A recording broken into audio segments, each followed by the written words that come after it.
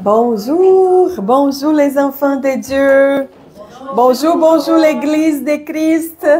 Comment allez-vous? Vous allez bien? Merci, gloire à Dieu. Thank you, Lord. Merci, Seigneur, que tout était bien et tout est déjà préparé pour toi d'avance. Tout est sur ton contrôle. Amen. Gloire à Dieu. Est-ce que tout est bien? Tout a bien passé cette semaine? Ouais, hein? S'en vient une nouvelle saison. S'en vient une nouvelle saison pour nous. Amen. Gloire à Dieu. On est hâte pour ça. On est hâte. Donc, aujourd'hui, j'ai pensé qu'est-ce que j'ai pu dire pour commencer cette journée. Et dans une semaine merveilleuse qu'on avait passée au Mexique, tellement de choses avaient arrivé. Mais juste une chose, j'ai la conviction. Juste une chose me fait avoir la conviction qu'il y a l'espoir dans le nom de Jésus-Christ. Il y a l'espoir dans le nom de Jésus-Christ. Je veux commencer cette journée en train de célébrer Jésus avec vous. Je ne sais pas qu'est-ce que vous avez besoin, mais je veux dire, il y a l'espoir dans le nom de Jésus-Christ. Amen. Donc, on va commencer cette journée avec la joie du Seigneur, parce que la joie du Seigneur est notre force en disant uns les autres. Il y a, mon frère, l'espoir dans le nom de Jésus. Amen. Gloire à Dieu. Il y a l'espoir dans le nom de Jésus. Amen, amen. Gloire à Dieu. Oui, Benoît. Il y a l'espoir dans le nom de Jésus. Gloire à Dieu. Merci, Seigneur. Oui, Brigitte, il y a dans le nom de Jésus. Amen, amen, amen. Oui. Oui. Gloire à Dieu. Oui, mon amour. Gloire à Dieu.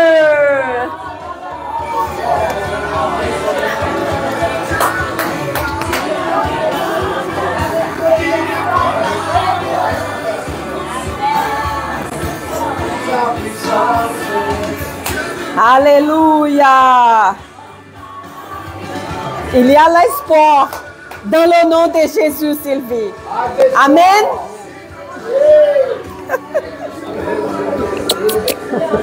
Gloire à Dieu.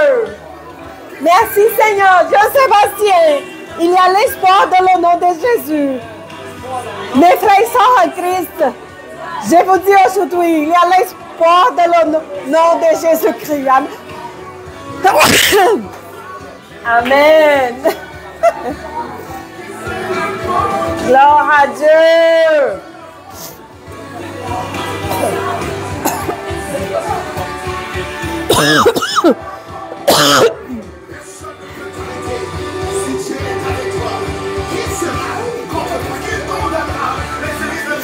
Si Dieu est avec toi, qui sera contre toi? Amen. Gloire à Dieu. Merci Seigneur. Il y a l'espoir dans le nom de Jésus. Et c'est ça ma phrase de cette semaine. J'ai passé des moments extraordinaires de la nature, avec le fun, avec mon mari, mon amour, l'homme que Dieu m'avait donné. Et c'était magnifique. Mais qu'est-ce que je garde dans tout ça? C'est que Jésus, il est capable de tout transformer. Amen. Jésus, le nom de Jésus, il y a le pouvoir.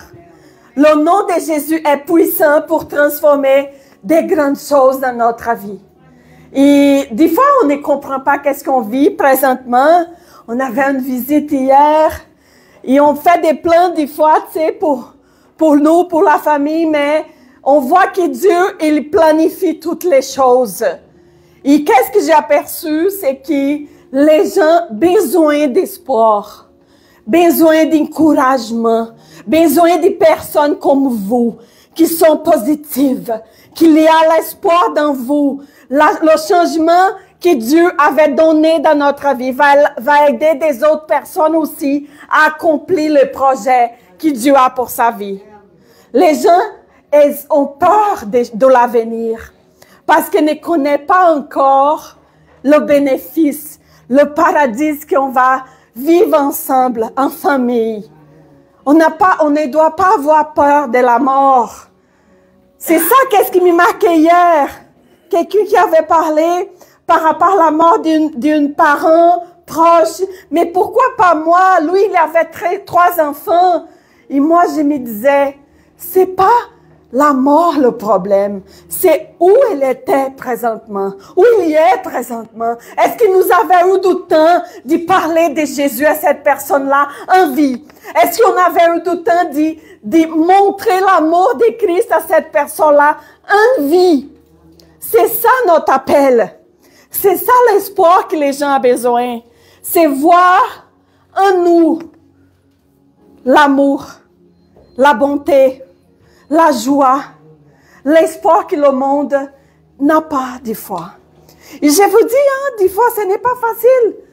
Se relever chaque jour du matin en train de sourire, de voir que la vie est belle. Mais c'est une décision de chaque jour. Parce qu'on croit que la vie qui nous attend et les choix que nous faisons, c'est notre joie. C'est ça qui va faire la différence dans notre vie. Chaque oui ou non qu'on donne pendant la semaine, la journée, ça va amener la conséquence de notre choix. C'est la joie ou c'est pas la joie? C'est à nous de choisir. Les enfants de Dieu, on doit s'y réveiller, montrer qu'est-ce que le Seigneur avait fait dans notre vie. Et dans les journées difficiles, demande à Dieu, secours mon Dieu, aide-moi. Et là, nous sommes, Psaume 42, 11, il dit, David avait dit au Seigneur, on va voir 42, 11, puis Psaume 42, 11, et dit, viens Sylvie. Viens Sylvie. Ben oui. Regarde, vas-y. Pourquoi t'as battu mon âme et gémis-tu au-dedans de moi? Espère en Dieu, car je le louerai encore. Il est mon salut et mon Dieu. Amen. Amen. Ça va avoir des jours difficiles, mais on doit dire, Seigneur, qu'est-ce que j'ai fait? Seigneur, aide-moi. Au secours, on a un Dieu qui parle, qui transforme, qui utilise des gens pour parler, qui utilise sa parole pour parler. On doit chercher la force qu'on a besoin en Dieu. Amen. Amen. Et là, dans l'autre ici, Jérémie 29, 11, on a la réponse. 29, 11, Jérémie 29, 11, Jerry. On a la réponse. Vas-y, Sylvie. Car je connais les projets que j'ai formés sur vous, dit l'Éternel. Projets de paix et non de malheur, afin de vous donner un avenir et de l'espérance. Amen. Amen. Amen. Est-ce que c'est magnifique? C'est la réponse. Il y a la réponse en tout dans la parole de Dieu. Si on a besoin d'espoir, et là, il avait déjà projeté un projet parfait de paix et non de malheur pour moi et pour toi. Amen. Amen. Il y a l'espoir dans le nom de Jésus. Le Seigneur, il a transformé ma vie. Et aujourd'hui, je suis très reconnaissante de tout ce qu'il avait fait. Pas pour qu'est-ce que j'ai, mais pourquoi? Parce que qu'est-ce que je suis en lui. C'est lui ma force. Une personne et une femme qui sait qui elle est n'a pas de limites pour elle. Un homme qui sait qui il est n'a pas de limites pour lui. Et on doit mettre notre force, notre confiance en Dieu d'amour qui transforme, qui libère, qui donne plus qu'est-ce qu'on a besoin. Amen. Amen. Que Dieu vous bénisse. Alléluia. Praise the Lord.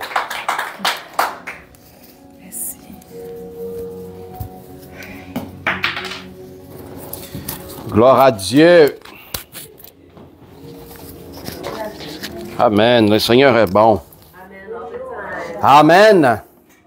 Pourrez-vous dire, Thank you, Lord.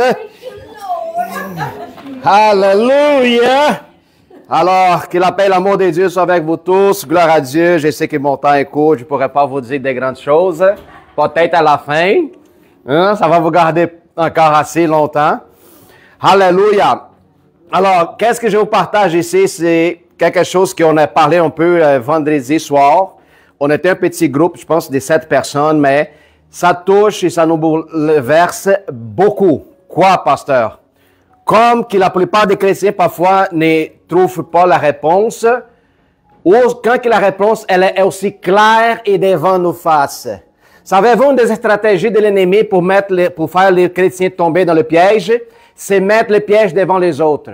Si tu veux cacher quelque chose devant quelqu'un, mets en face. Parce que la plupart des gens essaient de chercher dans les lieux plus difficiles. Quand parfois la réponse est devant nous, puis l'ennemi connaît la même chose, comment que Dieu travaille, il met aussi des pièges devant nous autres. Qu'est-ce que je vous dis ça?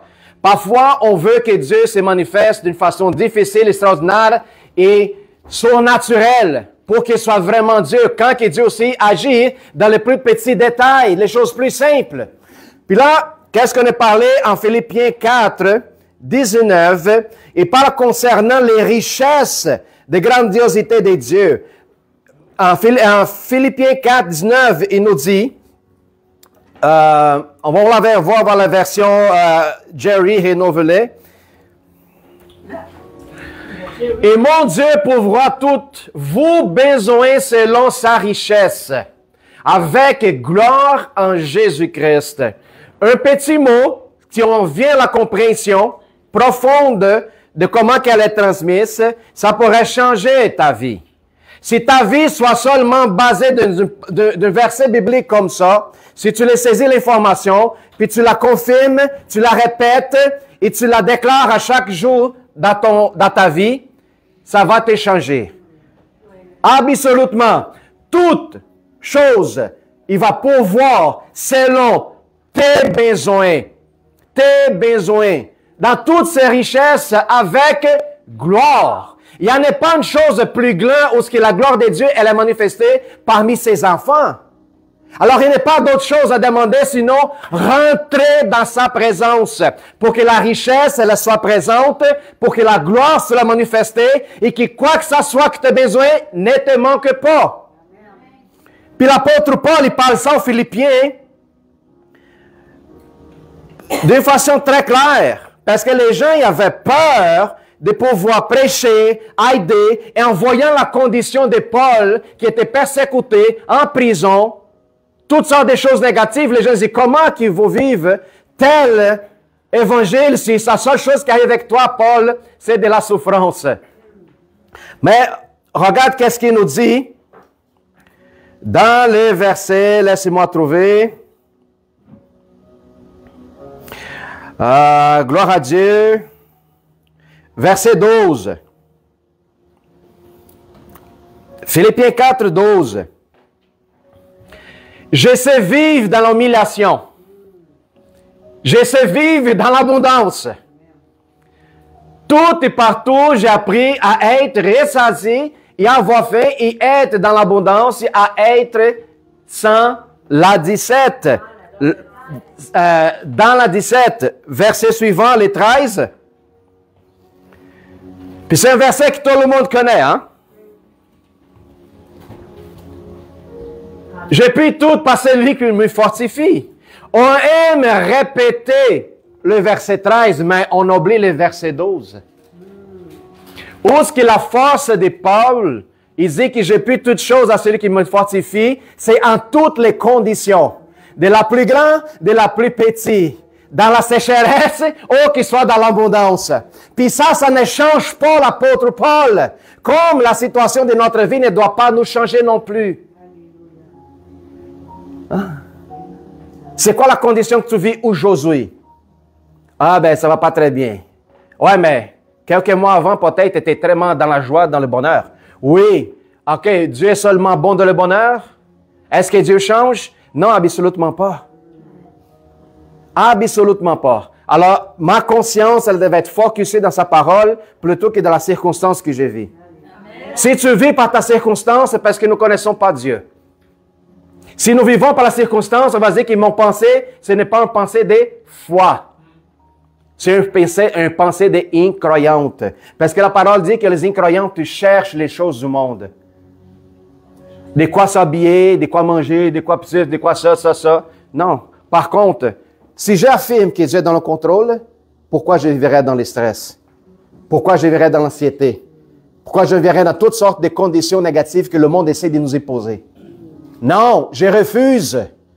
Je refuse. Puis c'est ça qu'est-ce qu'Élisa aussi avait parlé ici tantôt, à propos de la personne, qu'elle s'inquiète plus avec sa condition, au lieu de profiter de la condition mauvaise pour prêcher de l'amour, prêcher du bonheur, prêcher de l'espoir. Quand ma vie va bien, puis je prêche de l'espoir à quelqu'un, la personne va dire, oui, mais c'est facile de parler parce que ta vie est bonne et belle.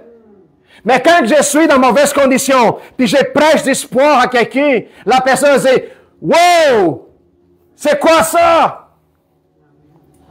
Dans la condition que tu vis, tu essaies de me remonter. Comment tu es capable et où est-ce que tu vas chercher des forces? C'est là que Dieu est glorifié. Ce n'est pas dans ton bonheur. C'est la plupart du temps dans tes détresses, dans ta tristesse, dans ta angoisse.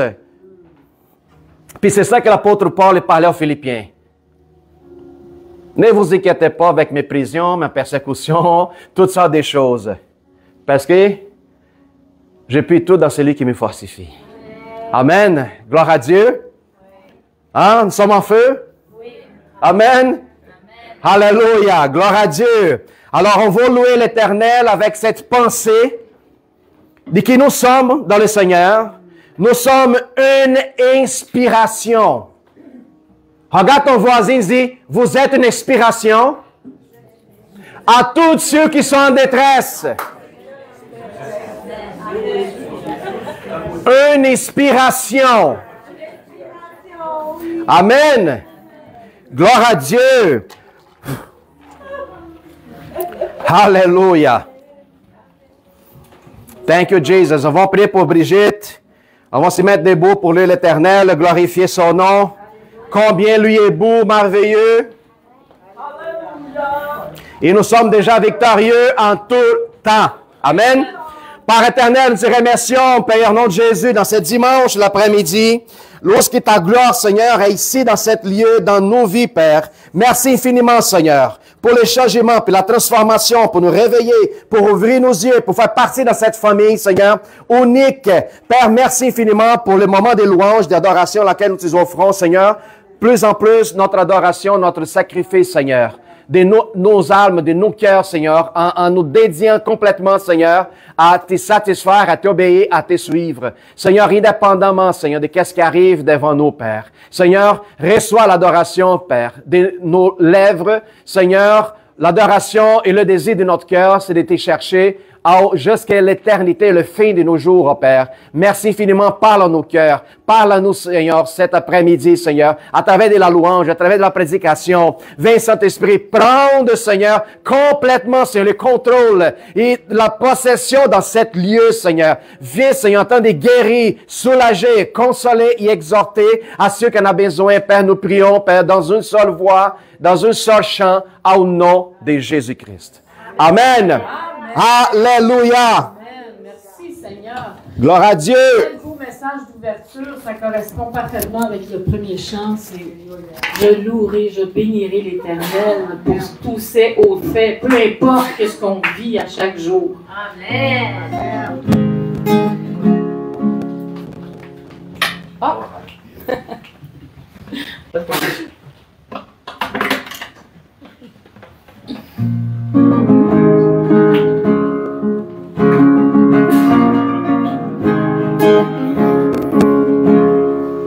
Je bénirai l'Éternel pour tous ses faits. La louange sera toujours dans ma bouche.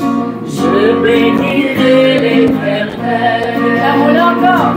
je bénirai l'Éternel pour tous ses faits. La louange sera toujours dans ma bouche, je bénirai l'Éternel. Oh, mon âme, bénis l'Éternel, bénis le Dieu d'amour. Oh, mon âme, bénis l'Éternel, parce qu'il m'a fait du bien, parce qu'il m'a fait du bien, parce qu'il m'a fait du bien. Il m'a sauvé, parce qu'il m'a fait du bien. Et il m'a restauré, parce qu'il m'a fait du bien. Il m'a guéri, délivré, parce qu'il m'a fait du bien. Chantons. Je bénirai l'Éternel pour tous ses faits. La louange sera toujours dans ma bouche, je bénirai l'Éternel. Encore, je bénirai l'Éternel pour tous ses faits. La louange sera toujours dans ma bouche, je bénirai l'Éternel. Je bénirai l'Éternel. Oh, alléluia. Bénirai l'Éternel. Alléluia.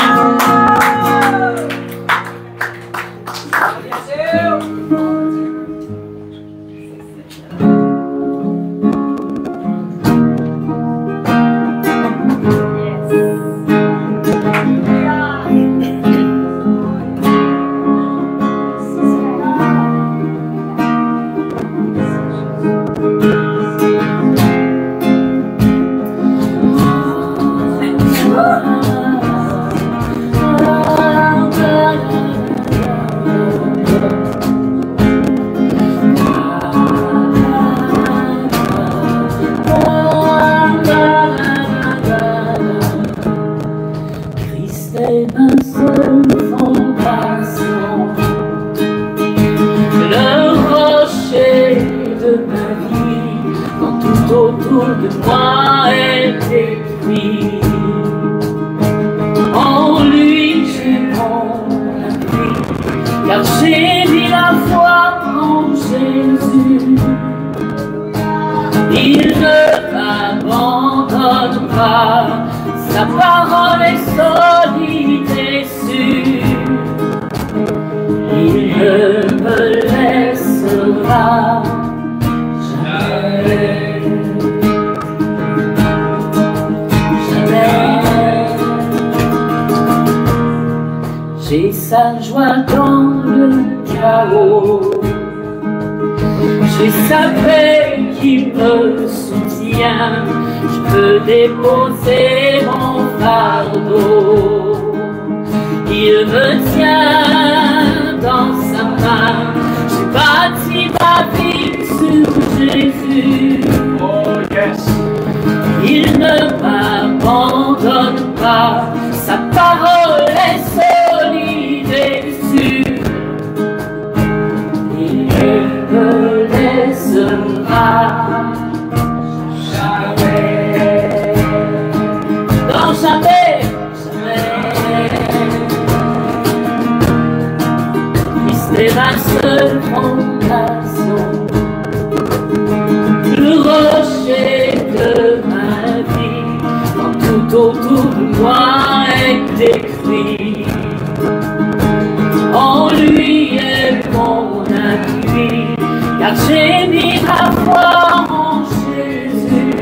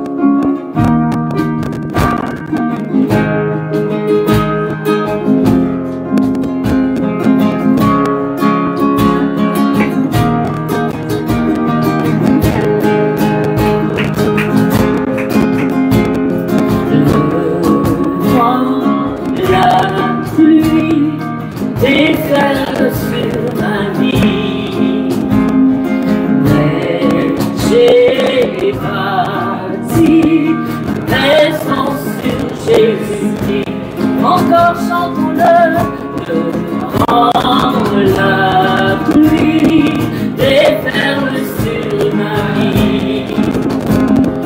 Mais j'ai bâti ma maison sur Jésus-Christ. Je rajoute, même si la terre tremblait et que tout s'effondre. On pense à Bangkok. Nous avons bâti notre maison sur Jésus-Christ. Le vent, la pluie déferle sur ma vie. Mais j'ai bâti ma maison sur Jésus-Christ.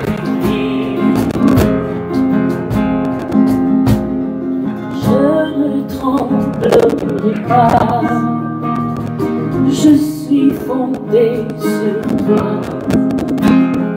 Je ne tremblerai pas, j'ai bâti ma vie sur toi.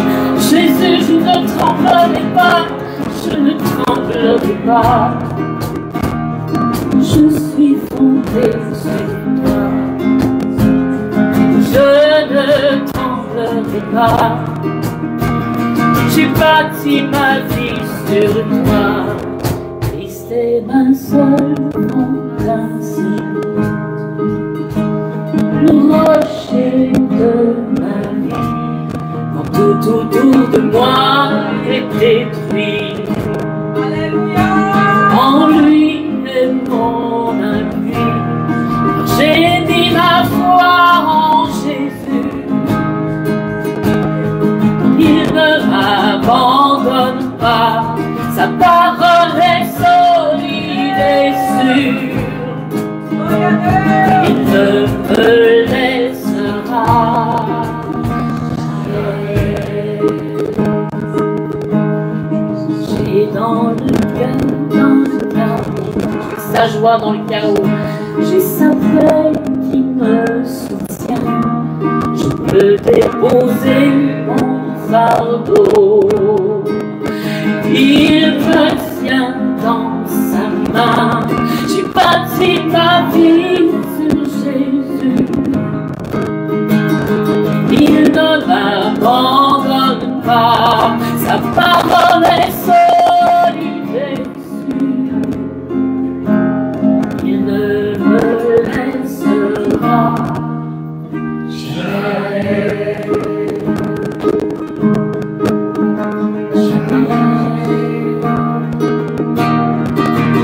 Il ne faillira jamais, il ne faillira jamais, oh non, il ne faillira jamais, mon Dieu, il ne faillira jamais.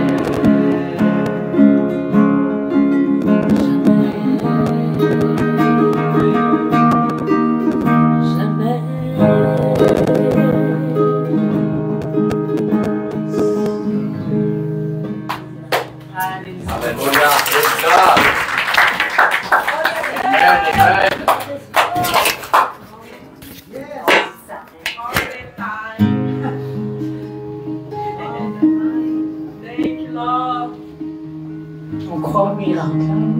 Amen. Croyez au miracle? Amen. Alléluia.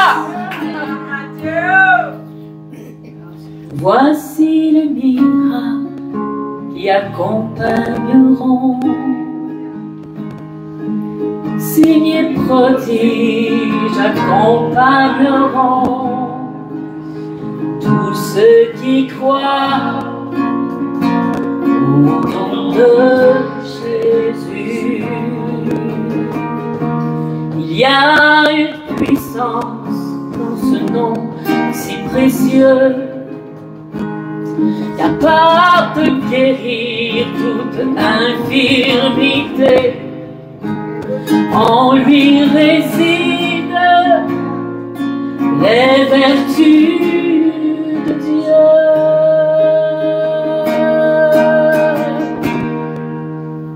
Il guérit encore, encore,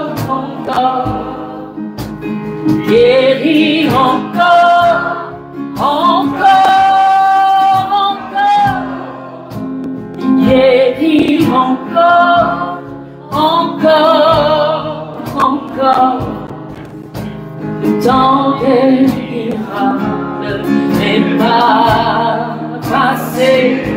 Il est le même hier, aujourd'hui, éternellement. Oh oui, il guérit encore,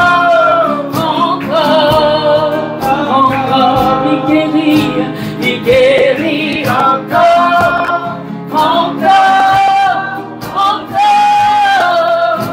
il guérit encore.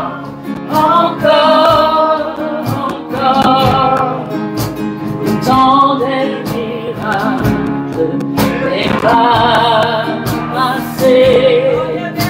Il est le même hier, aujourd'hui, éternellement. Son grand nom est plus fort que les montagnes, et sa droite terrasse nos ennemis. Il est l'abri des affranchis.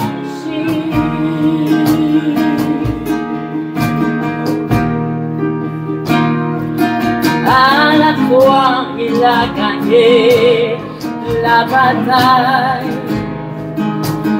Il a rendu libre tous les captifs. Au son de sa voix, les chaînes tombent. Il guérit encore.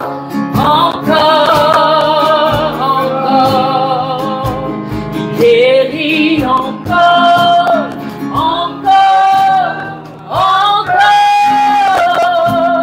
Guérit encore.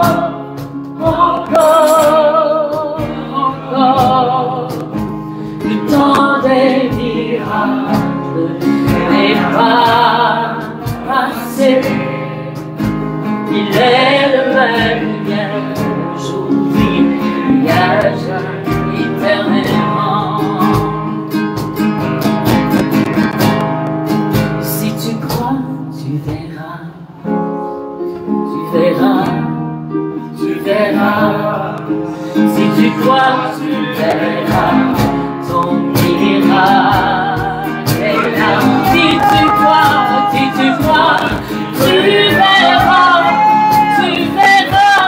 verras. Mon frère, ma soeur.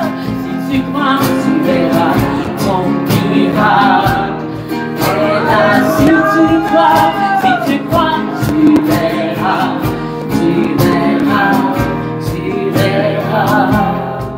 Si tu crois, tu verras ton miracle est là.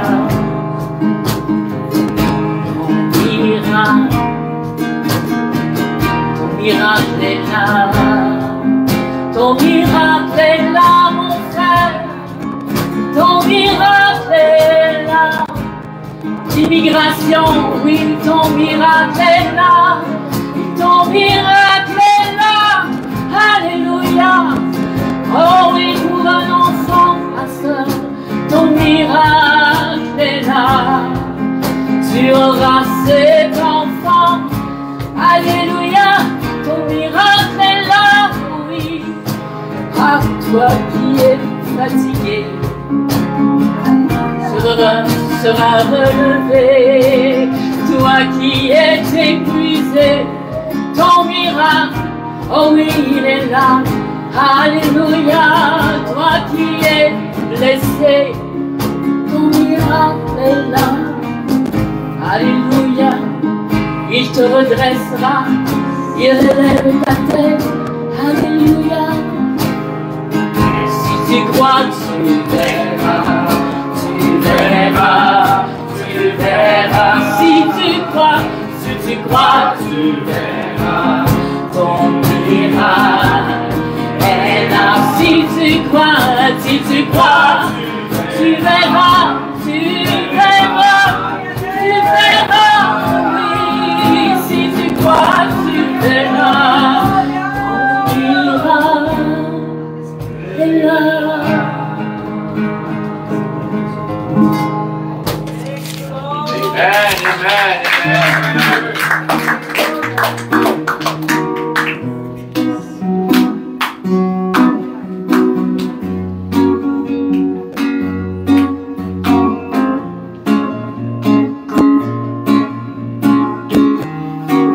présence en moi devienne réelle. Que ta présence en moi devienne, Papa. Je veux une autre dimension de toi. Que ta présence en moi devienne réelle. Que ta présence en moi devienne palpable. Je veux une autre dimension de toi. Que ta présence en moi devienne réelle. Que ta présence en moi devienne palpable.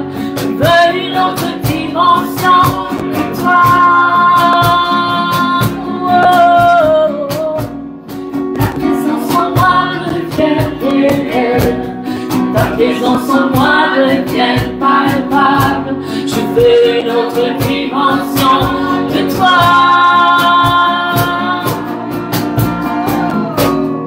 Dimension du toucher, dimension de gloire, dimension de puissance.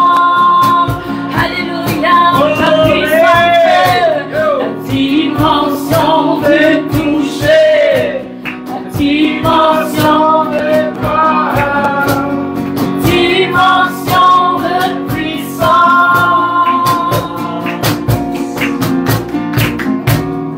Dimension du toucher, la dimension de gloire, dimension de puissance. Je touche à la victoire maintenant. Alléluia. Tu as combattu pour moi. Je saisis mon miracle par la foi maintenant.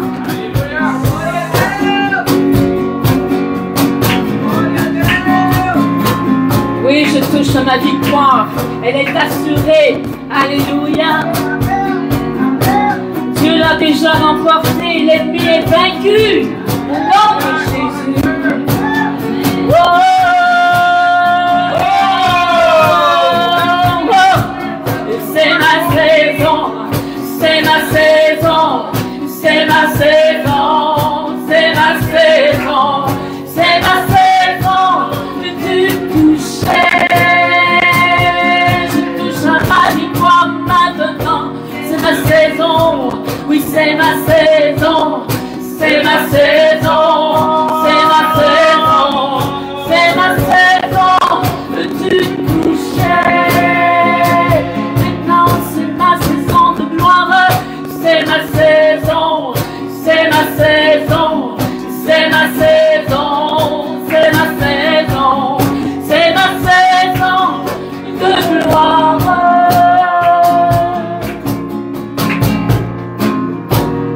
Ta présence en moi devient réelle.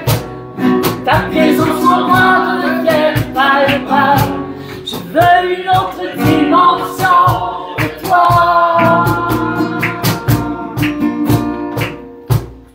Ta présence en moi devient réelle. Ta présence en moi devient palpable.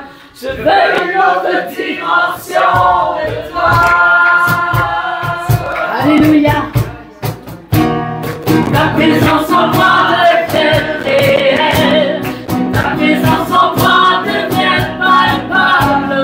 Je veux une autre dimension de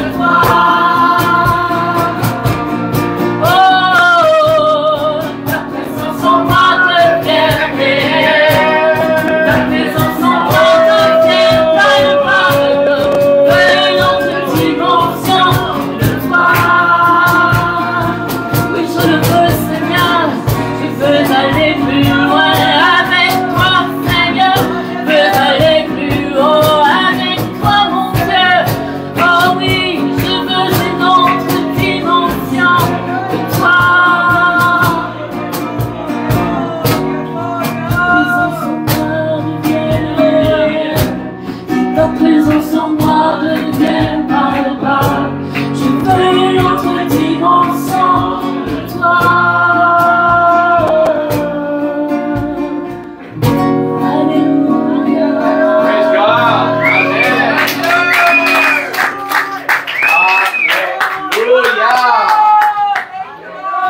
Amen, amen, amen.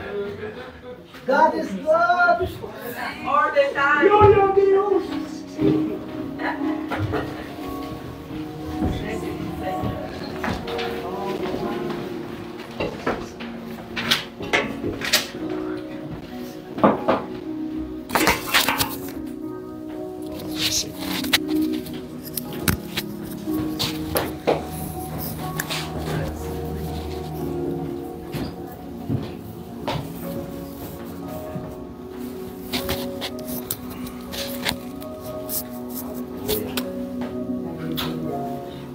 Amen. Hallelujah.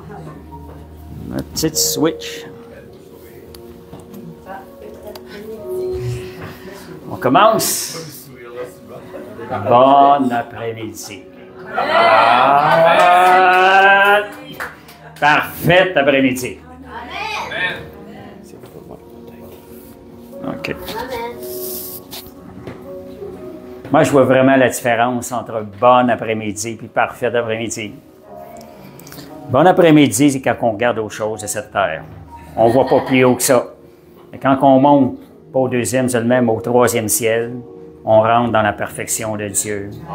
Et on apprend à relâcher ce que Jésus reflète dans nos vies, ce que Jésus pour lequel nous avons été créés. Merci Seigneur. Merci Seigneur pour le retour de nos pasteurs en feu. Les couleurs ont changé, ça doit avoir chauffé en vacances. OK, ce matin, j'avais le message, c'était l'appel au devoir. En anglais, c'est call to duty. J'aime vraiment le mot en anglais qui m'inspire. Je vais faire la prière, on va mettre l'enseignement entre les mains du Seigneur. Père Céleste, on te remercie, Seigneur Dieu, pour la grâce, Seigneur Dieu. C'est ta grâce, Seigneur Dieu, de te servir, Seigneur, dans l'appel que tu as pour nous, Seigneur Dieu. Merci, Seigneur, que ce matin, tu vas parler à chacun de nos cœurs, Seigneur, parce que tu veux nous emmener plus loin avec toi. Et Père, on fait confiance au travail de ton Saint-Esprit, Seigneur, à travers moi qui apporte le message, Seigneur Dieu, à travers ceux qui vont l'entendre. On te fait pleinement confiance, Seigneur, que tu vas nous faire grandir, Seigneur, en maturité, Seigneur, pour ton royaume. Amen. Merci, Seigneur. Alléluia. Merci, Seigneur. Fait que je ne sais pas si vous voyez, ça vous inspire, l'appel, c'était l'appel au devoir. Moi, c'est quelque chose qui m'a inspiré. J'avais un chandail en anglais, c'est Call to Duty. Et ça donnait l'image spirituelle. C'était un soldat d'armée avec un genou à terre. Il s'était engagé à la mission. Ça parlait de la prière par en dessous.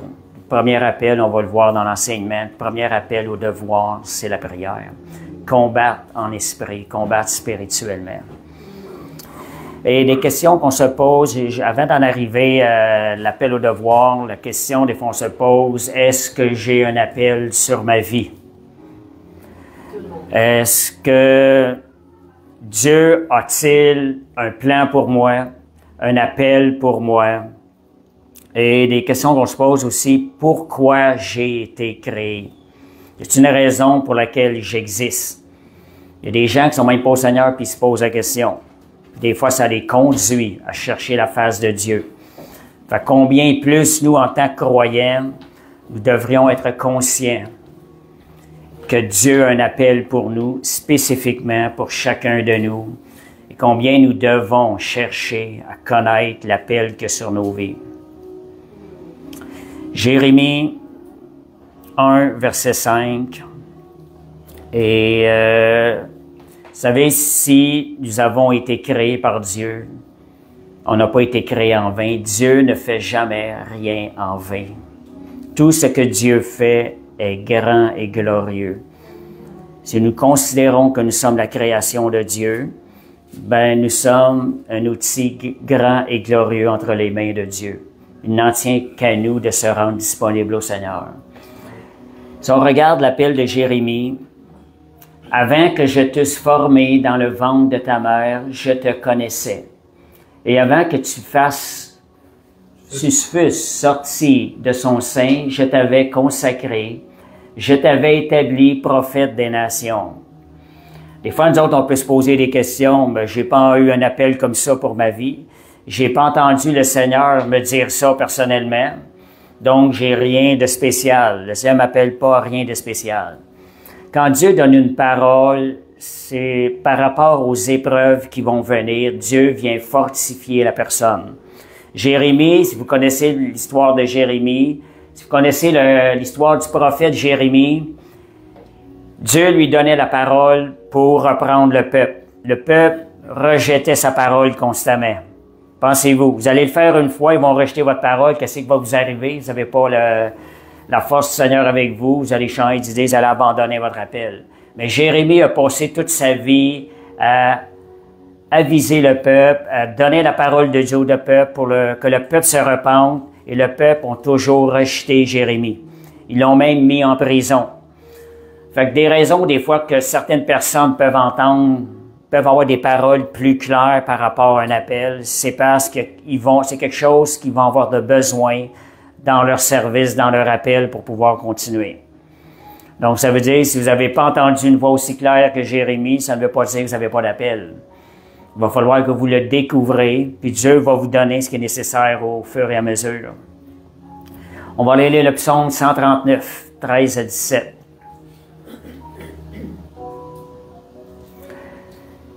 Ce psaume-là, c'est plus spécifique à chacun de nous. Toutes les personnes, tous les enfants de Dieu, même ceux qui ne sont pas de Dieu, peuvent prendre ce verset-là et se l'approprier personnellement. Jérémie, c'était plus spécifique. Ce verset-là, on peut chacun de nous aller chercher dans ce verset-là une partie de l'appel que Dieu a pour nous. Ça dit, c'est toi qui as formé mes reins, qui m'as tissé dans le sein de ma mère. Je te loue de ce que je suis une créature si merveilleuse. Tes œuvres sont admirables et mon âme le reconnaît bien. Voyez, nous sommes l'œuvre de Dieu. Tes œuvres sont admirables. Sachant que Dieu, tout ce qu'il fait est grand et glorieux, devons nous arrêter puis nous se regarder, de dire, Seigneur, c'est grand et glorieux ce que tu fais à travers moi. Ce que tu m'as créé fait de moi un enfant de Dieu. Maintenant, ça, je veux connaître ce à quoi tu m'appelles, ce à quoi je suis appelé. Mon corps n'était point caché devant toi lorsque j'ai été fait dans un lieu secret, tissé dans les profondeurs de la terre. Quand je n'étais qu'une masse informe, tes yeux me voyaient. Le Seigneur nous voyait avant même que nous venions au monde. Et sur ton livre étaient tous inscrits les jours qui m'étaient destinés avant qu'aucun d'eux existât. Voyez comment le Seigneur voit les choses dans l'appel. Il connaît le nombre de jours à travers lesquels nous sommes destinés. Des fois, on ne comprend pas toujours pourquoi une personne peut quitter la terre jeune. Un matin, je parlais de ça avec Stéphanie. Il connaît un homme de Dieu rempli du Saint-Esprit. Dieu l'utilisait beaucoup. Il est décédé à 51 ans. Des fois, on ne peut pas toujours comprendre.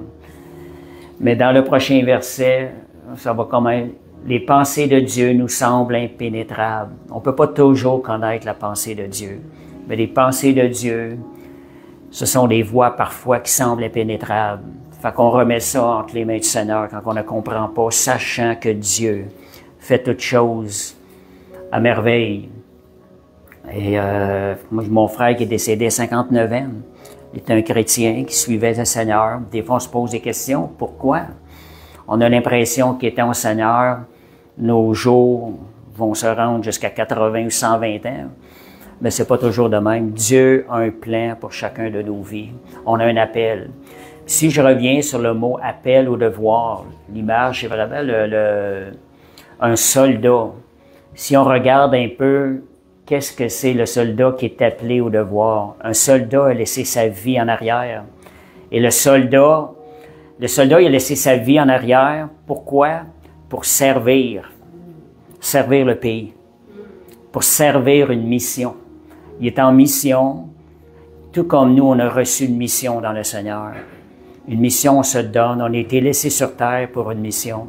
Je le dis souvent, je le rappelle, on n'a pas été mis ici juste pour être sauvés, puis travailler à ne pas perdre notre salut. Je pense que beaucoup de gens pensent de même. Ils sont ici sur terre, puis tout ce qu'ils font, ils travaillent de peur de perdre leur salut. Le salut, Dieu l'a donné, ça doit être quelque chose qu'on doit classer dans le passé. On garde ça en reconnaissance. Mais Seigneur, tu nous amènes à aller plus loin. Et là, d'aller découvrir la mission que Dieu a pour nous. La mission qui est plus de travailler pour notre bien-être personnel, égoïste, mais de travailler pour le royaume de Dieu. Comme le soldat travaille pour son pays, il a laissé sa vie en arrière. Il sert le pays comme étant un devoir. C'est un devoir. Des exhortations, des fois, qui m'aident beaucoup, puis ça peut vous aider. Vous avez besoin, vous voulez servir le Seigneur, des fois, vous voulez réaliser cet appel au devoir-là. Ben, le mot devoir, je me dois de faire cela. C'est un engagement, ça nous met dans l'engagement. C'est des choses qui peuvent vous aider à rentrer dans ce que Dieu a pour vous. Donc, est-ce que c'est réservé à certaines personnes seulement? Est-ce qu'il y en a qui pensent qu'il y en a qui sont appelés, un appel spécial, d'autres, oh non, on est juste ici pour vivre de passage, puis même qu'on soit au ciel, ben Seigneur, tu nous as sauvés, merci. Non, c'est pas réservé à chaque personne. Pourquoi? Est-ce que Dieu fait exception de personnes? Je vais aller là, le verset Job 34, 19. Je l'ai pris dans l'Ancien Testament parce qu'on connaît des fois les versets du Nouveau Testament. Si on pense, on a la tendance à penser que Dieu voit des personnes, les considère plus importantes que les autres, on n'a pas connu le cœur de Dieu. La mission est différente, mais la valeur qu'on a aux yeux de Dieu, elle est la même pour chacun de nous. Christ est mort, payé sa vie pour chaque être humain sur cette terre. Donc, que tes pensées, ça c'était le Job 34, verset 19. Ça dit, qui n'a point, on parle de Dieu ici, Job parle de Dieu, qui n'a point égard à l'apparence des grains, et ne distingue pas le riche et du pauvre, parce que tous sont l'ouvrage de ses mains. Donc Dieu nous considère tous comme l'ouvrage de ses mains. Dieu ne fait pas de favoritisme. Et un mot aussi qui est bon, qu'on entend souvent, des fois ça nous parle, c'est qu'on est dans le langage chrétien, nous sommes uniques. On est uniques devant Dieu. On a tous été créés avec une destinée différente. Dieu n'a pas fait des copies. Des fois, nous autres, on va plus vite faire des copies, mais Dieu fait toutes choses différentes d'une personne à l'autre. Malgré la multitude, il n'y aura pas deux personnes avec le même appel dans leur vie. Et nous sommes égaux. C'est pourquoi, comment est-ce que Dieu peut nous voir égal à ses yeux? La chose la plus importante, c'est parce qu'il voit Christ en nous. Dieu voit Christ en nous. C'est pour ça qu'il fait que chaque fois qu'il regarde les enfants de Dieu, il nous voit tous égaux. C'est à nous de recevoir ce qu'il y a pour nous, puis de rentrer dans ce qu'il y a pour nous. Et quand Dieu nous voit, il voit en quelque sorte, il y a un géant qui dort à l'intérieur de nous. C'est ça qu'il faut réveiller nous aussi par la prière. Seigneur, on va s'approcher de toi, on veut te servir, Seigneur Dieu. Et Éphésiens 2.10 dit, on a été créés en Jésus-Christ dans un but précis. Fait que si vous pensez que c'est seulement certaines personnes qui ont un appel particulier, allez lire Éphésiens 2.10. Dieu a préparé pour chacun de nous des œuvres. Il les a préparées à l'avance. Donc, on parlait aussi tantôt de Paul, je pensais ça, Paul en prison. Notre pasteur a parlé de Paul en prison.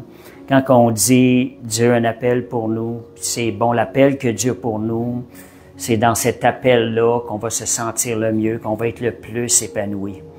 Et quand on dit ça, si on pense à l'appel de Paul en prison, des fois on peut avoir des questions. Paul pouvait-tu se sentir épanoui pendant qu'il était en prison? Pensez-vous que Paul s'épanouissait en prison? Je vous dirais que oui. Parce que le vrai épanouissement, c'est de savoir que nous sommes dans le plan de Dieu. Nous pouvons déclarer, c'est une joie que de servir l'Éternel. Puis il y a un endroit dans la Bible, ça dit, les apôtres s'étaient retirés, heureux ou joyeux d'avoir été flagellés et battus pour le nom de Christ. Donc, il y avait de la joie à l'intérieur d'eux pour ces choses-là. Fait que dans l'appel de Dieu, c'est là que nous, on va pouvoir s'épanouir davantage et servir davantage pour la cause du royaume. Et pourquoi que c'est une chose, que c'est important aussi de découvrir, de connaître l'appel que Dieu a pour nous? Est-ce que c'est des choses que vous recherchez, vous avez laissé ça de côté? C'est important de s'arrêter. Seigneur, c'est quoi? Pour quelle raison je me poserai cette question-là?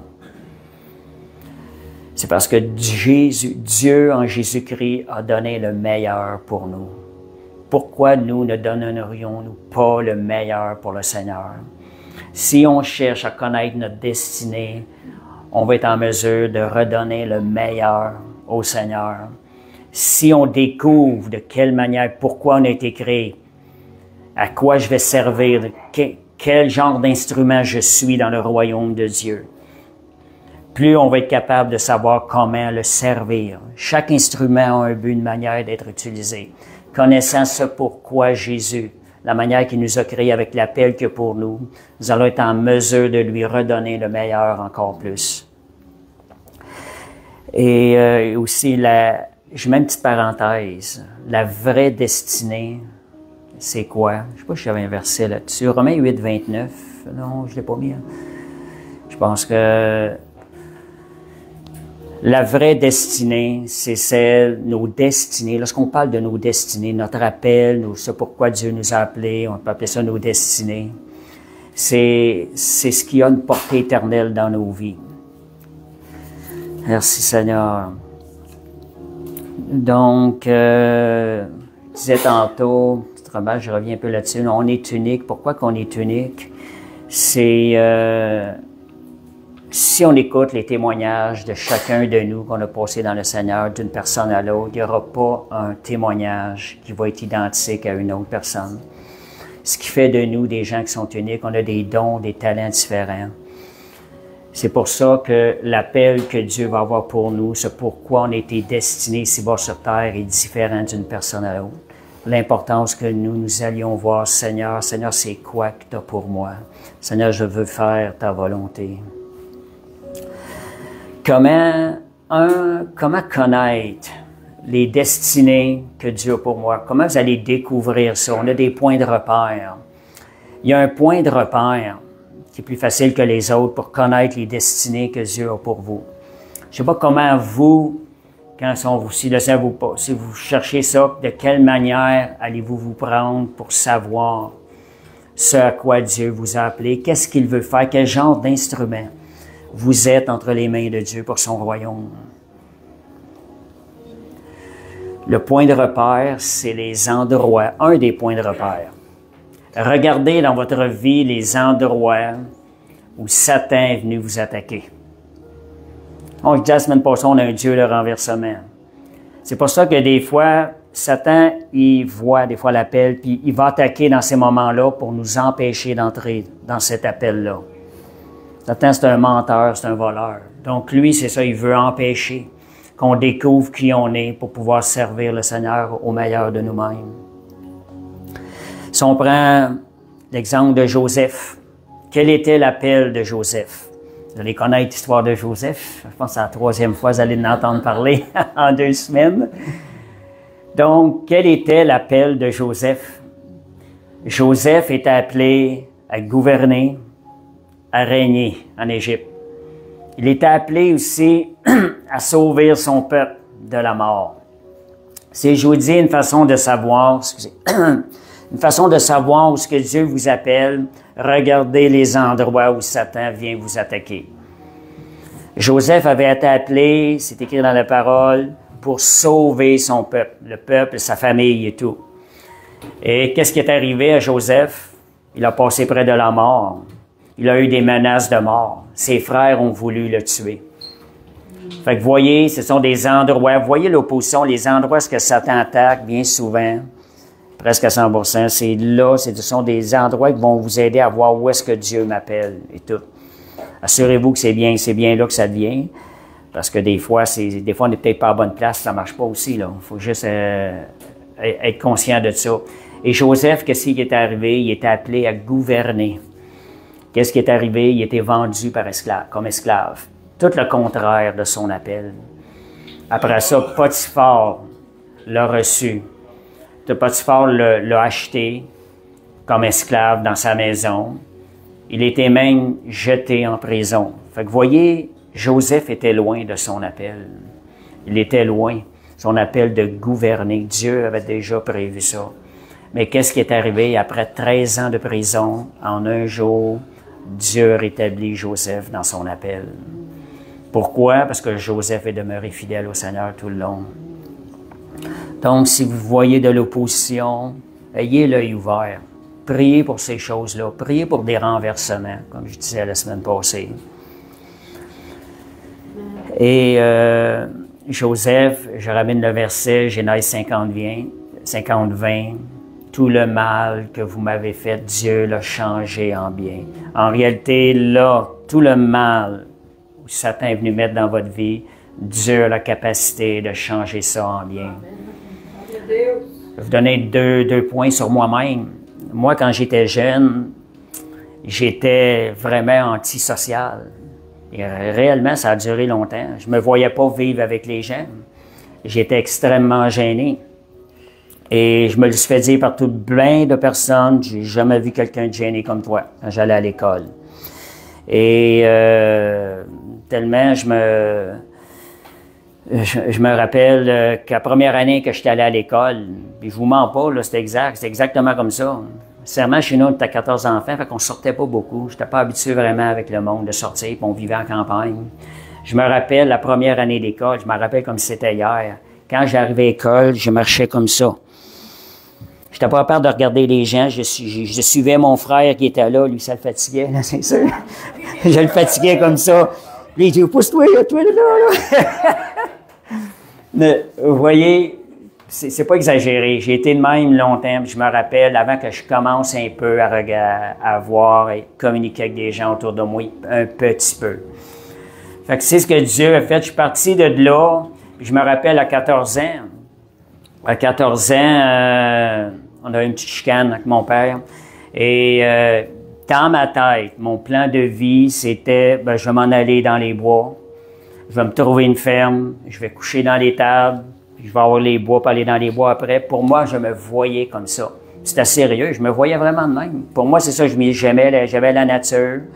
C'est pour ça que la couleur verte est devenue ma couleur préférée. Pour moi, dans la nature, je pouvais parler au Seigneur. Et je me rappelle même quand les plus vieux, moi j'étais au milieu de la famille, les plus vieux de la famille, quand on commençait à fréquenter quelqu'un, qui l'emmenait à la maison, j'étais pas capable de passer devant eux autres. Les jambes me venaient raides. Je bougeais plus, j'étais jamais des fois. Je sortais par les fenêtres de la salle de bain pour pouvoir aller travailler dans les tables. Parce que j'étais pas capable j'étais tellement... Dieu a changé ces choses-là avec les années.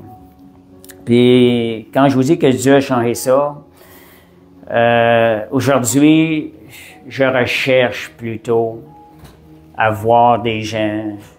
J'ai le désir de voir les gens et de communiquer avec eux. Ce que Dieu a mis dans l'amour de Jésus dans mon cœur, c'est son œuvre. Et ça a fait l'œuvre de Dieu en moi changer ma façon d'être, ma personnalité. J'ai toujours le goût de communiquer avec les gens, de parler avec eux. Hier, j'étais au Costco. J'étais allé au Costco hier. Et ça, c'est une belle place pour témoigner. Mais j'entre là, tu sais, on dirait que je portais à regarder les gens partout. C'est vraiment pas comme ça que j'étais habituellement. Je recherche la communication avec les gens. C'est comme devenu naturel en moi à cause de ce que Jésus a déposé en moi. Puis ça, c'est en 2015 là, que j'ai reçu quelque chose, l'amour de Jésus qui a été déposé. Et hier, j'étais dans le Costco, j'avais pas grand temps même pour aller. J'étais arrivé peut-être 45 minutes avant que ça ferme. Fait que ça me donnait un petit peu de pression, mais ça m'a pas empêché que j'ai parlé. Je cherchais quelque chose, elle m'a donné un produit. Là, je jouais, une personne qui travaille là, elle avait le gros panier, elle replaçait les produits. Je m'en vais pour lui poser la question, ce qui était le produit, je jouais la boîte en plein dessus. Ah, puis c'est ça que je cherchais. Je me mets à rire, tu sais. Je suis porté à chercher toutes les occasions possibles de parler avec les gens. Puis Dieu m'ouvre des portes. Fait que j'ai parlé avec cette personne-là, puis là, je me suis mis à rire avec elle. Puis j'ai parlé de Jésus, j'ai parlé de la naissance de nouveau. C'était croyante. Elle reste pas loin d'ici. Elle s'appelle Angela, je pense. Prions que le Seigneur la touche. Elle semble intéressée. Que je vois comment le Seigneur me donne l'occasion, tu sais, de parler. Puis ça finit, les conversations se fait en rien tout le temps. J'ai dit à la fin, elle dit, c'est pas pour rien. J'ai dit que tu avais cette boîte-là sur le dessus. Elle dit, oui. Tu sais, c'est toujours des belles communications de Dieu faites. Puis j'étais, tu sais, même si des temps je suis pressé, je vois que Dieu, ma personnalité a changé pour le Seigneur. Et je me fais dire des fois aussi, je sais que je dégage quelque chose quand je sens l'Esprit de Dieu passer.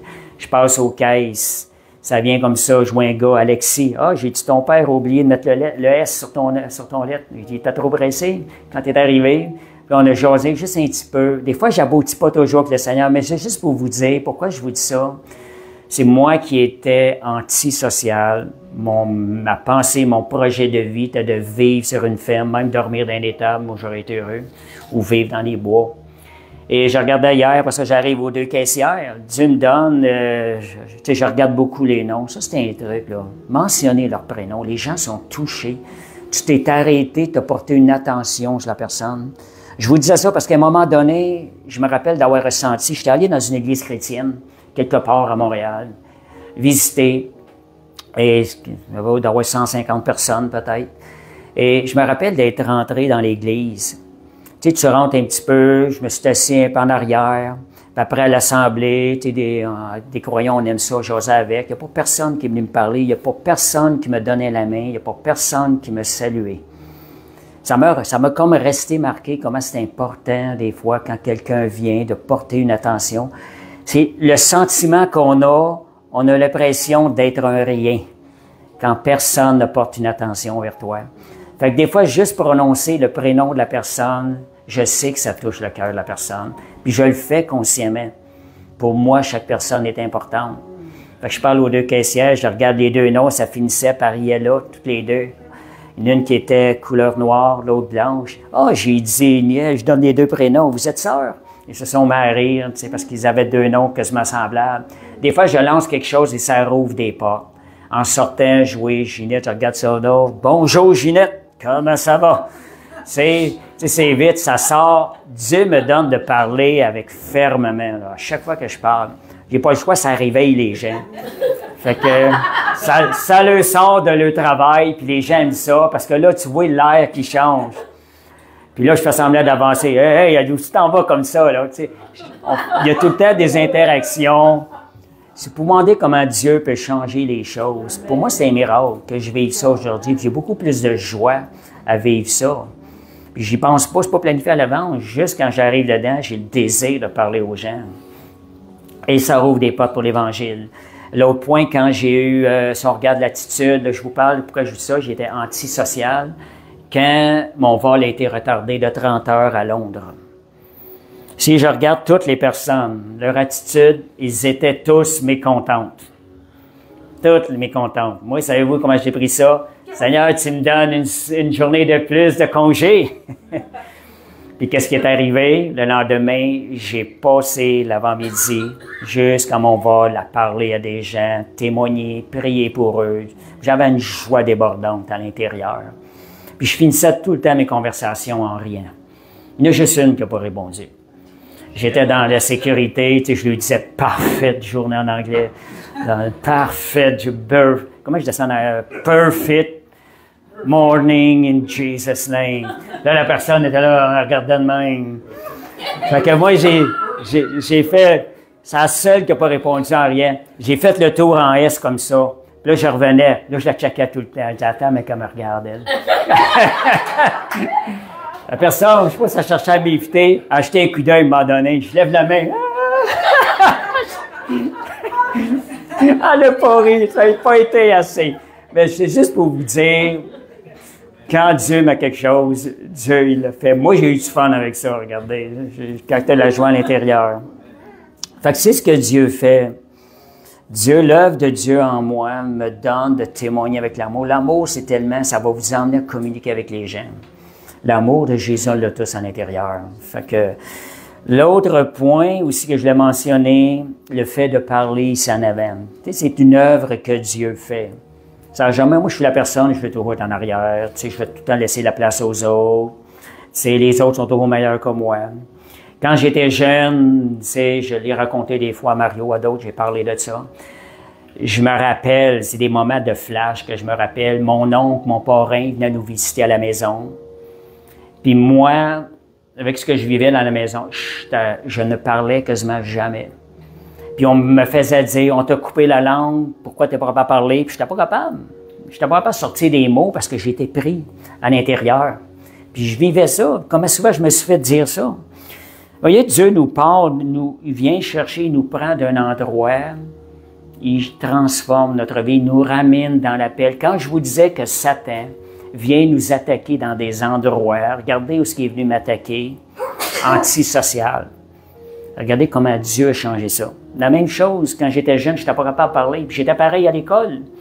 Et à l'école, j'étais la personne la plus silencieuse qu'il n'y a pas dans la classe. Mais je me faisais dire des bonnes choses. Il est-tu sage, lui? Parce que je parlais pas. Je dérangeais jamais. Je me rappelle de ça. Au moins, il y avait un petit côté positif à ça. Et la même chose dans les conversations. Je n'étais pas la personne trop engagée des conversations, il a participé à des conversations. Si je commençais à parler avec quelqu'un, dès qu'une troisième arrivait, j'étais plus en mode écoute. Fait que Dieu a changé des choses. Aujourd'hui, j'apprends, tu sais, le Seigneur me fait avancer là-dedans, là. Il y a du travail à faire, toujours, jusqu'à la fin. Dans les temps de prière, quand je suis venu au Seigneur, je participais aux réunions de prière, mais je ne priais jamais. Je me rappelle la première fois que j'ai prié, ma prière, je l'ai semblée toute croche.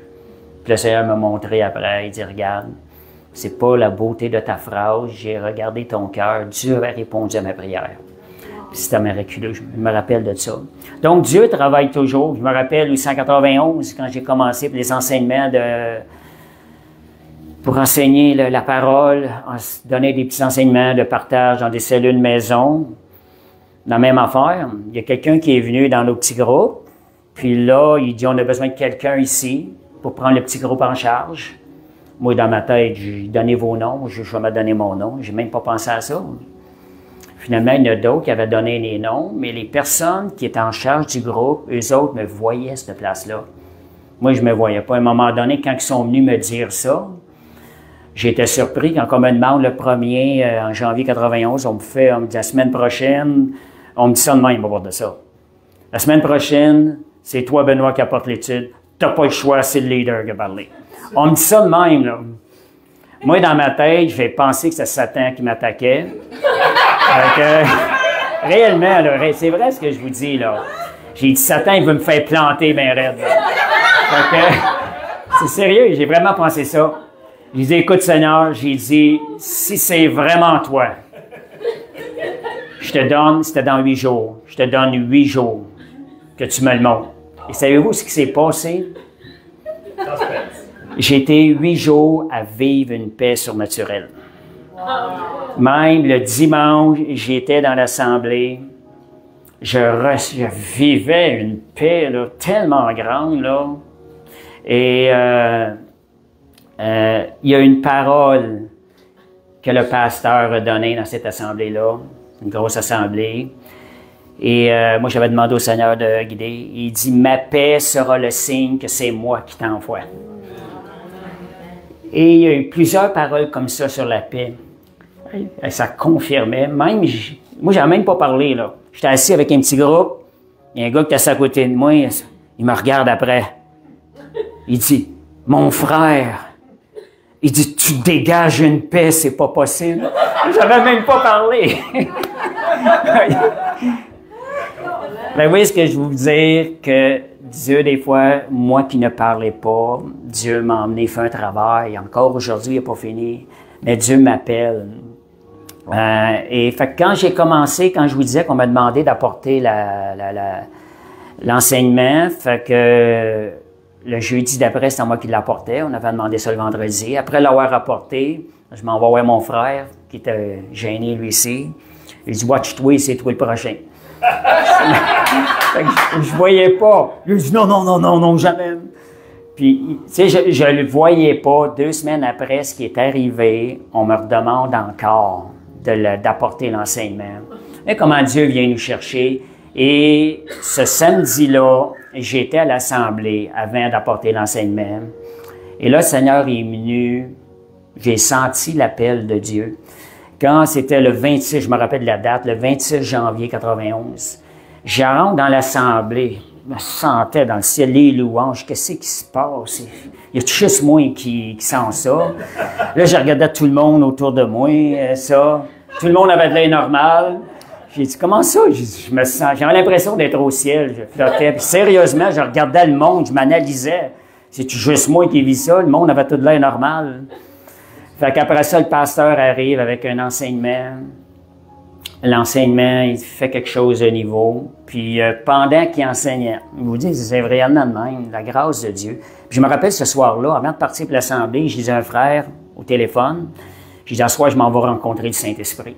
Dieu fait sortir des paroles, des fois sans qu'on s'en rende compte. Et ce qui est arrivé, pendant qu'il prêchait, il parlait de Pierre, de sortir sur les eaux, marcher dans le surnaturel.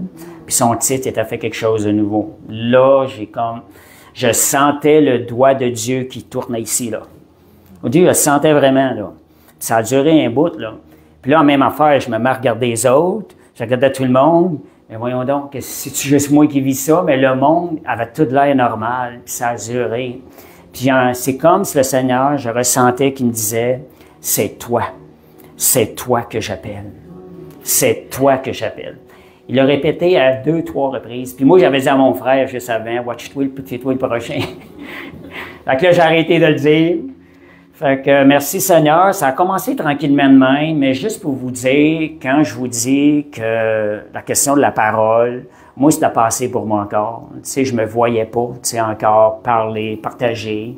Ça a duré 6 mois. Dieu me donnait des songes pour me rassurer, pas par tes forces, non par ta puissance, mais par mon esprit. Fait que voyez, Dieu est fidèle, même dans l'appel, des fois on cherche l'appel de Dieu, même des fois on résiste, Dieu est patient envers nous.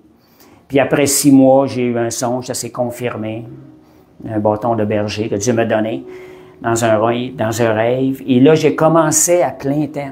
Voyez, demandez au Seigneur dans l'appel, demandez tout le temps de confirmer, Dieu trouve ça agréable. Dans le fond de mon cœur, je ne voulais pas refuser, je ne voulais pas désobéir à Dieu, mais je ne me voyais pas encore là. Puis je me rappelle, après ça, quand il disait toutes les semaines apporter un message, aïe, Seigneur, mais on nous donnait un exemple, là, quelque chose à partager, nous autres, on le travaillait. Et Seigneur, comment tu vas faire? Seigneur, comment je vais faire ça, là, toutes les semaines? Je m'en vais prier dans le bois, je rentre dans le bois, j'entends le message, les 4 prochains messages. J'ai vois tout de suite les titres des 4 messages. Je vais à l'Assemblée le lendemain, il nous donne 4 feuilles des 4 prochains messages, exactement.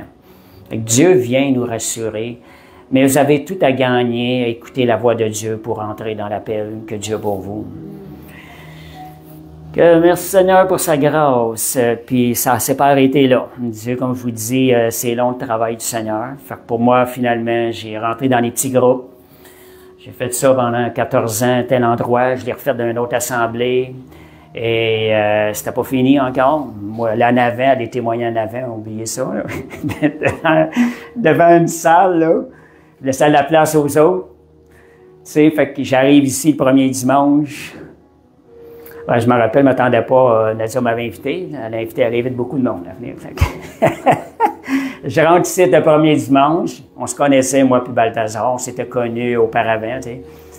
Balthazar, j'étais debout, il me fait prier pour, je sais pas si c'est pour les offrandes ou quelque chose, il me fait prier devant la salle. J'ai été prêt à me lever. Moi, tu n'avais peut-être pas rendu compte, mais moi, sur le coup, j'ai été comme saisi. Hein. Il me fait prier pour l'Assemblée. Je me rappelle d'avoir prié. Le premier dimanche, je suis venu ici. Fait que merci Seigneur. Moi, j'étais dit, ça prend le Saint-Esprit pour que quelqu'un puisse vouloir me faire faire les choses. Merci Seigneur. Dieu regarde pas aux apparences. Puis encore aujourd'hui, ce que Dieu fait, comme je vous dis, le Seigneur continue à travailler. Fait que voyez comment Dieu, les endroits où dans votre vie, vous avez été éprouvés, Dieu, bien souvent, votre appel est rattaché à ces choses-là. On pourra en donner, j'ai déjà entendu des témoignages de personnes, on pourra en donner des témoignages là-dessus. Fait que soyez à l'écoute de ce que Dieu a pour vous. Et est-ce que le plan de Dieu est bon? Vous avez du doute. Avez-vous l'assurance que ce que Dieu a préparé pour vous, c'est ce qu'il y a de mieux pour vous, ce qui va vous rendre, vous épanouir le plus? J'avais le verset de Jérémie 29, 11 que Lisa a apporté. Dieu a des projets de paix et non de malheur pour ma vie, un avenir et de l'espérance. Ça, c'est le cœur de Dieu pour chacun de nous. Quand on regarde à Dieu, qu'on regarde, on voit les choses comme Dieu les voit, ce sont des projets de paix et non de malheur. Ça ne veut pas dire qu'on n'aura pas d'épreuves. Paul a passé des moments difficiles, mais il était dans le plan de Dieu. Dieu pourvoyait toutes ces choses. Paul pouvait s'épanouir dans le sens qu'il prenait plaisir à faire la volonté de Dieu et d'être persécuté à travers ce qu'il vivait. Donc, merci Seigneur, son plan a une portée éternelle. C'est pas seulement juste quelque chose ici-bas. Paul, aujourd'hui, pensez-vous qu'il n'est pas bien dans le ciel? C'est cette portée-là, c'est ce regard-là qu'on doit avoir quand on pense au plan de Dieu. Quand tu t'es appelé à... Call to duty, c'est appelé au devoir. Paul a fait son devoir. Aujourd'hui, il a des récompenses. Puis il y a des récompenses aussi à servir le Seigneur, à rentrer dans le plan de Dieu. Puis ce sont des récompenses parfois qui sont ici-bas sur terre et qui se continuent dans l'éternité.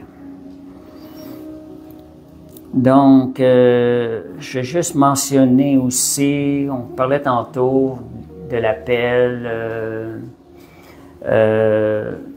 Matthieu 28, 19. Je t'ai-tu donné? Ou Jean 15, 16, OK. Je vais mentionner, on peut parler Jean 15, 16.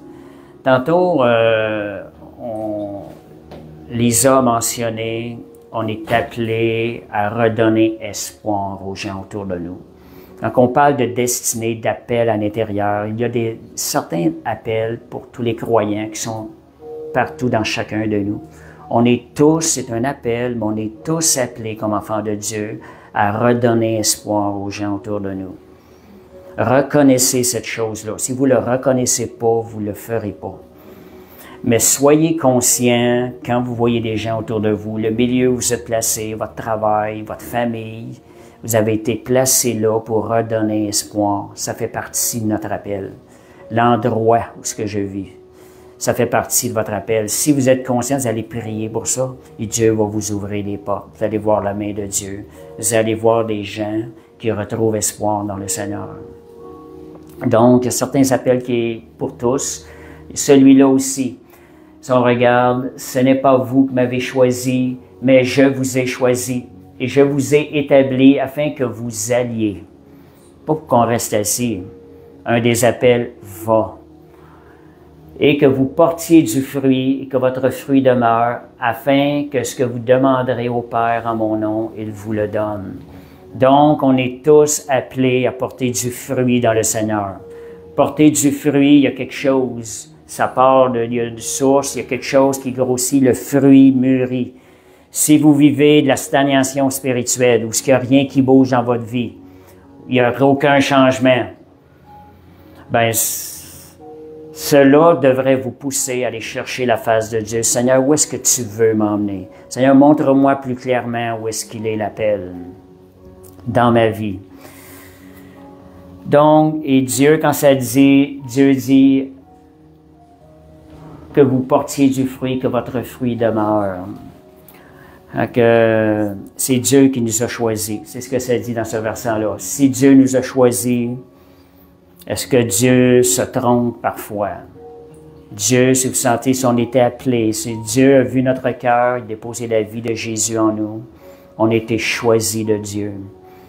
Et Dieu fait de la bonne job, en quelque sorte, là. Donc, faisons-lui confiance. Proverbe 3, versets 5 à 6.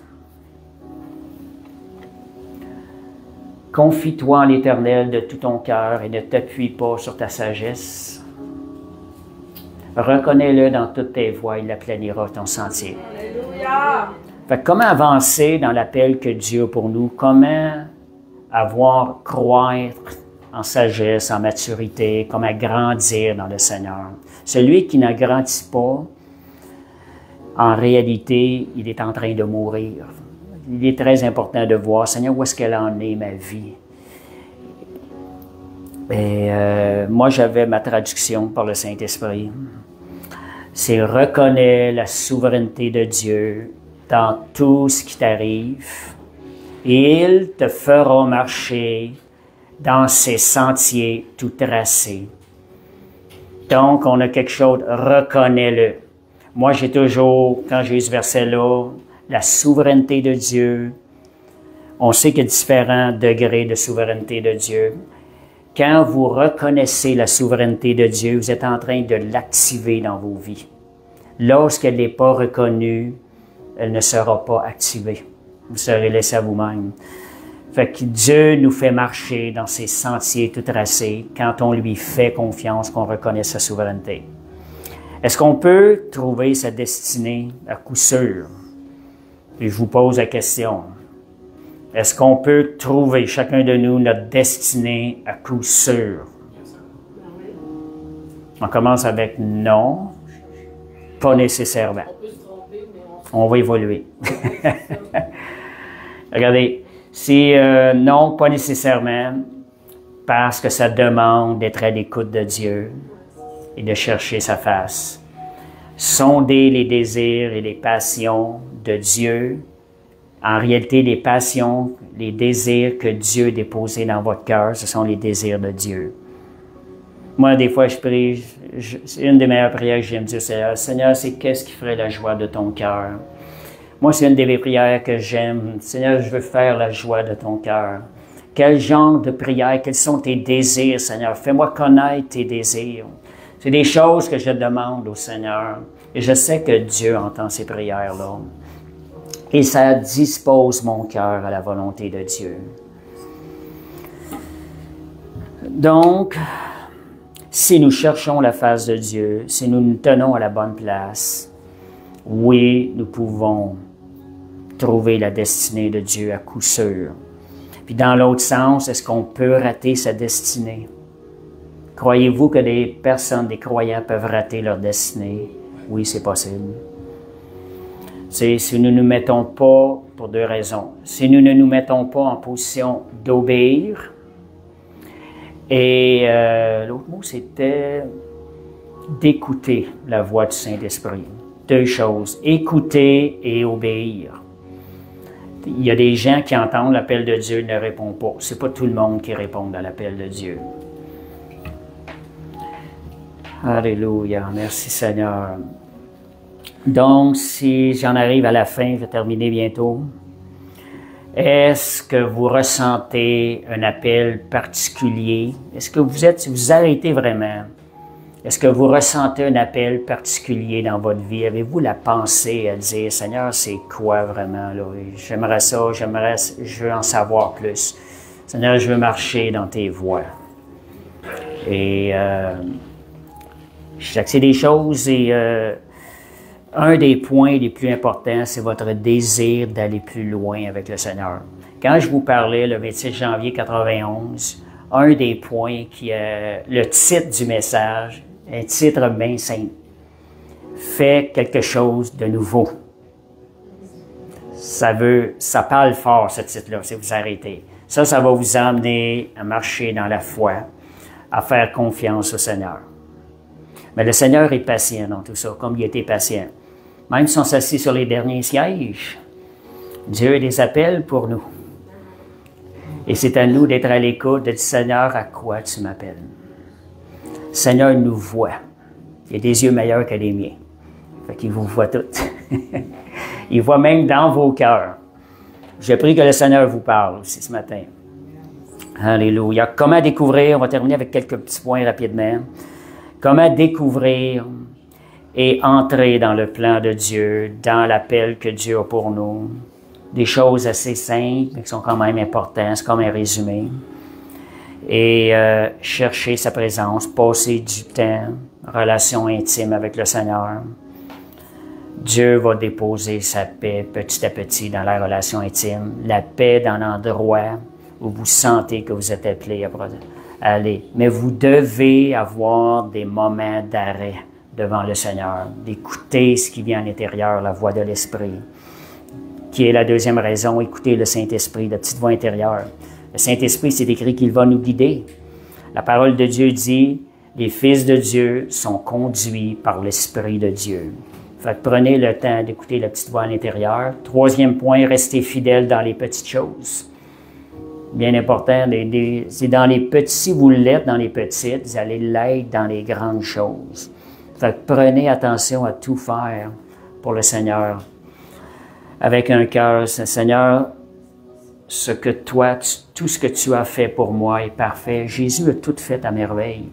Ne mérite-t-il pas que nous prenons attention à la moindre des choses? Seigneur, je veux t'honorer par l'attention, la manière que je vais faire la chose. Et un verset dans la Bible qui dit « Bon et fidèle serviteur, entre dans la joie de ton maître. » Qui sera classé comme bon et fidèle serviteur? Celui qui était fidèle en toutes choses, même dans les petites.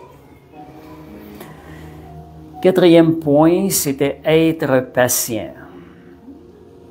C'est long. C'est long. Le travail du Seigneur à l'intérieur de nous est long à l'intérieur de l'être humain. Le travail du Seigneur prend du temps. Et il faut être patient. Je regarde depuis une longue année que je connais le Seigneur. Je vois encore le Seigneur travailler. Mais je sais qu'il y a beaucoup de travail à faire. Mais je dois compter sur sa fidélité. C'est lui qui... Parce que un des versets que j'ai reçus souvent dans des paroles que des gens me donnaient, Philippiens 1,6, celui qui a commencé en vous cette œuvre va la terminer.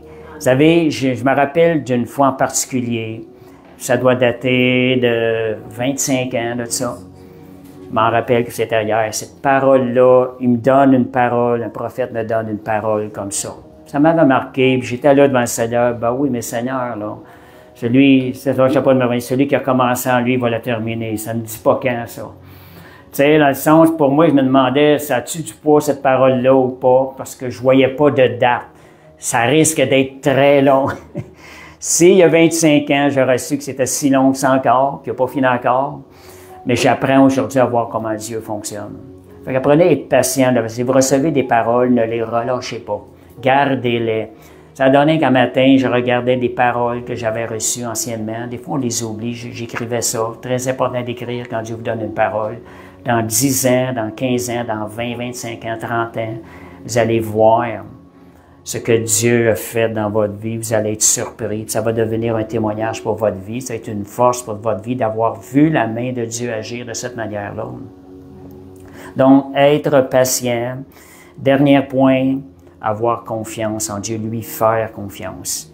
Y a-t-il quelqu'un qui est plus digne d'être confiance,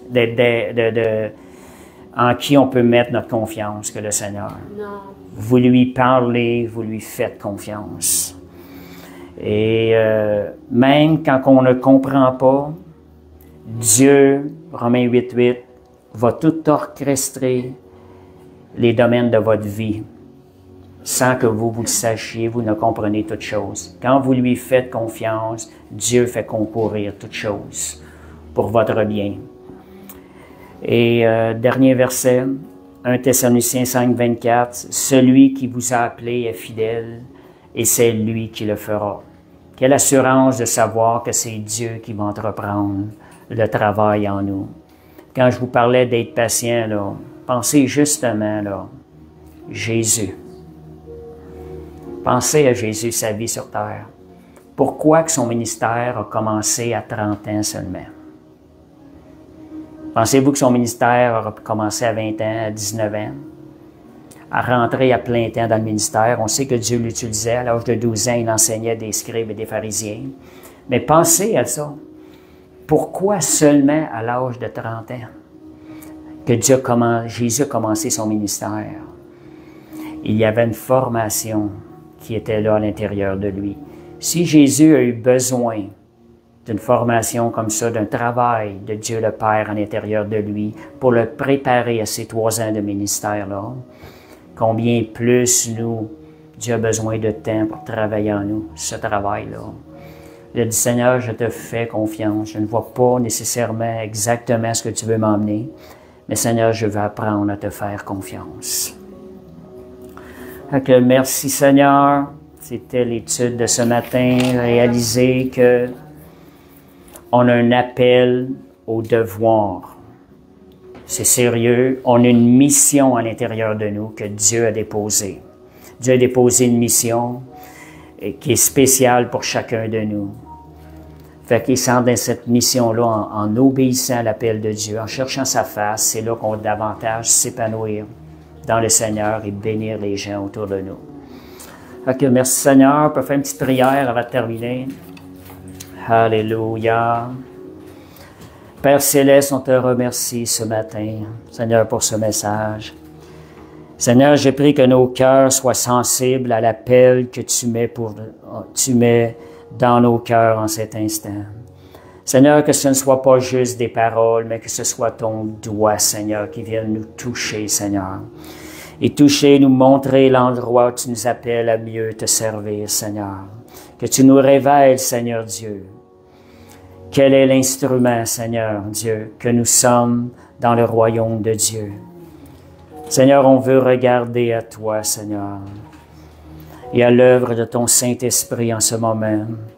Seigneur Dieu, afin que nous puissions entrer dans l'appel que tu as pour nous, que cette assemblée rentre dans l'appel que tu as pour nous.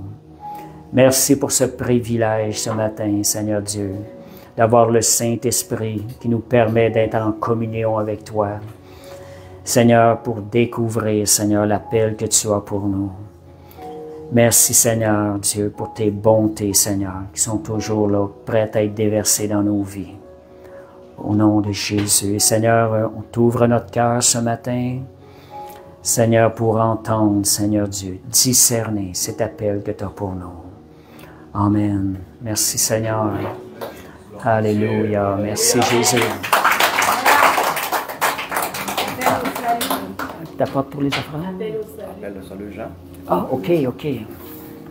Tu le fais ou je le fais? Vas-y. Alléluia. Merci, Seigneur. Fait comme je disais dans l'enseignement, Dieu a un appel pour chacun de nous. On est appelé à amener l'espoir dans chacune des personnes. Ce matin, c'est une occasion pour ceux qui n'ont pas eu cette occasion d'une rencontre avec le Seigneur. Fait que, merci Jésus. Alléluia.